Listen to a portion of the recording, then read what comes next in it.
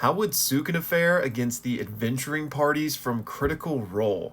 Let's talk about it. So this amazing question comes to us from Bionic, who says, as a fellow Critical Role and JJK fan, can you break down your thoughts on each party, level 20 Vox Machina, level 20 Mighty Nein, and current level Bell's Hells, fighting against Heian era Sukuna? And I would love to. I have been obsessively thinking about this scenario for like the past 5 days since you asked this. And I know this is extremely niche, so I'm sure a lot of people watching this channel are like, who is Critical Role? So let me briefly break that down for you guys that aren't familiar. So Critical Role is a Dungeons and Dragons campaign that has been live streamed for the past 10 years now. It's played by a bunch of professional voice actors, and they've had 3 separate campaigns, or 3 separate stories, if you will, that have all taken place in the same world. So what Bionic is asking me is, could the members of these D&D parties defeat Sukuna? So Bionic, my man, you knew what you were doing asking me a question, combining my 2 nerd obsessions. Like I said, I've been thinking about this a lot, and the issue I'm running into here is that it's really hard to figure out a way to merge or equalize these 2 worlds, Exandria and Jujutsu Kaisen, right? They are so vastly different, and I want to do justice by both sides. So one thing we could do is just go grab a Sukuna stat sheet, translate him into the 5e D&D mechanics and just see hypothetically how an encounter would go.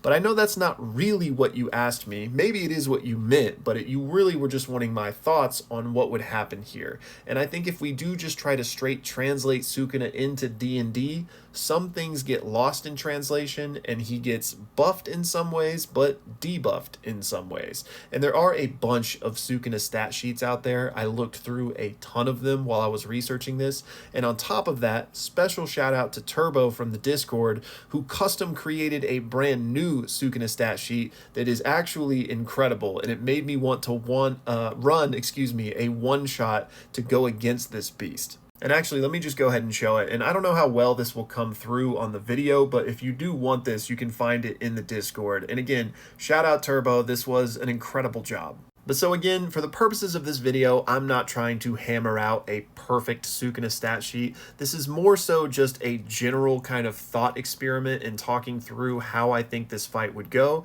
And down in the comment section and in the Discord, we can get all into the weeds and the details of 5e mechanics and how we would translate this versus that, because those are what those things are for, and I would love to nerd out with some of you guys on that stuff. Alright, so the first thing I want to talk about is what Sukuna is bringing to this fight, and to begin with, he's going to have insane martial stats, right? The man's got 4 arms, he's absolutely jacked, he's extremely fast. On top of that, he's got 2 cursed tools, which we're basically going to equate to legendary weapons in Kamutoke and Haiten. He's extremely smart as far as battle IQ goes. He's got a long distance slashing attack, a close-up slashing attack, and he's just like a martial arts master, essentially. Now, not like by definition, but we can basically call it that. He's got fighting experience. Now, the most important thing he has, however, is the domain expansion, and I think this is what spells the biggest issue for the D&D parties, because their greatest advantage is their numbers, especially when we get into like actual D&D mechanics, which again, we're not really getting into, but in terms of action economy, that's where Sukuna could get in a lot of trouble, right? And if we translate domain expansion and sure hit effects, then that means Sukuna's not going to have to roll for these damage. It's just going to happen. And oh yeah, on top of that, he's an absolute tank when it comes to taking damage. Here he is literally fighting without a heart, and he can heal himself with crazy efficiency. So by any metric, I think it's safe to say that Sukuna is an end of campaign BBEG level threat that is going to be absolutely no slouch.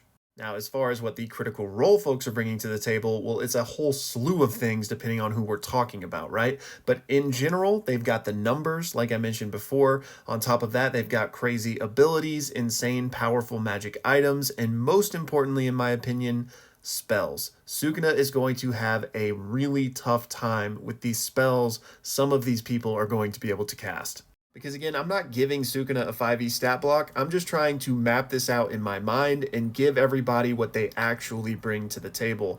And in Jujutsu Kaisen, Sukuna is not immune to magic, right? He doesn't have legendary resistances. He's not just going to be able to wipe away some of these spells they throw at him. All right, so with that groundwork out of the way now, let's start actually talking about these three separate groups. And I want to start with Bell's Hells, which is the current ongoing Critical Role campaign, but also the lowest level, which means they're the weakest. I think they're about level 14 right now. And because of that, I think Sukuna wins here. I just don't think they have enough to really pose him a threat. They do have a couple of powerful spells that could buy them some space and help them do some things, but I just really don't think they have enough to get the job done.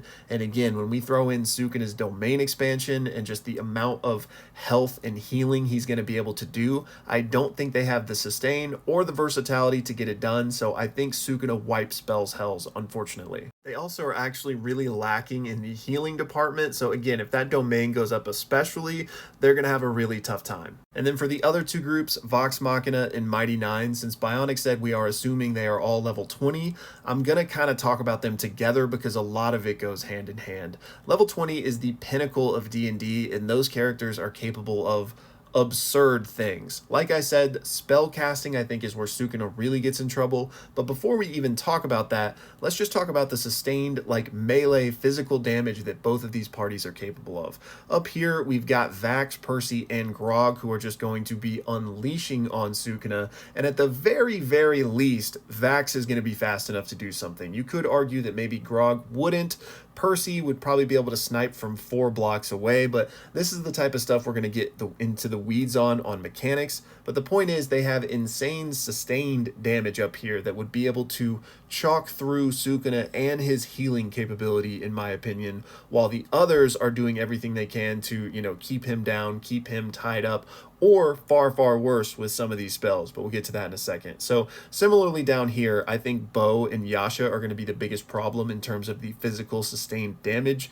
Need we talk about Flurry of Bows, right? I mean, can monks stun Sukuna? Maybe not. Like, I don't know how we want to get with that, but if so, he's going to be in tremendous trouble, but they've got the sustain in both scenarios, right? They also have the sustained healing in both of these groups, especially this one down here with 2 clerics. But even if that domain goes up between damage resistances, rage, like Sukuna is going to be able to do a lot of damage, yes, but it's not just going to mean game over for these groups. They will be able to survive a while through that. But now let's talk about where Sukuna really gets in trouble, and that is these high-level spellcasters. Let's just name a few, for example. First, we got a level 20 Scanlan with Wish. Literally wish. You make a wish and it comes true. Now there's obviously some rails on that. It's up to your DM's discretion how he wants to, invoke the particular wish you make. So, it's not as if he could just wish that they win the fight, but he could certainly do things that would greatly handicap Sukuna. Like what if he wishes there's no more cursed energy? And if that's too extreme, maybe at least remove Sukuna's domain expansion or something like that. And in a very similar vein, we have the Cleric's Divine Intervention. So both parties would have access to this. And that granted is a much more difficult spell to kind of get off, if you will. But if they do, the fight's probably just over.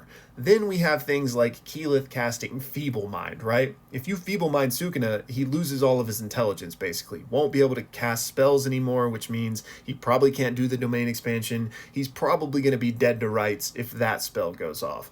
Then we've got the actual, offensive spellcasters. We're talking things like Plane Shift. Just shoot him away, and then you don't even have to deal with him anymore, right? Now, that might not be defeating him, but, we've got stuff like Polymorph and True Polymorph even. How about you turn Grog into Sukuna and have him just go hand to hand with the beast himself, or turn Sukuna into a sheep and get everybody else to line up their spells ready to blast off on him all at once. And that's not even to mention things like Counterspell or Silence, which could really interfere with what Sukuna is capable of, or the host of support spells they could use in creative ways to buy more time. We can throw up Caleb's Tower or Scanlan's Mansion and reset. We could do things like Time Stop. It's just, there's so many possibilities. Now, I will admit I'm glazing these spellcasters pretty hard, and I am biased towards Critical Role a little bit here, but don't get it twisted. This is still an extremely difficult fight. Like I said, end of campaign BBEG. It's not going to be easy for either one to defeat the other, but I do think the level 20 parties have what it takes to be able to defeat Sukuna. Anyways, Bionic, thank you so much for the amazing question, and to all my D&D JJK nerds out there, let me know your thoughts down in the comments.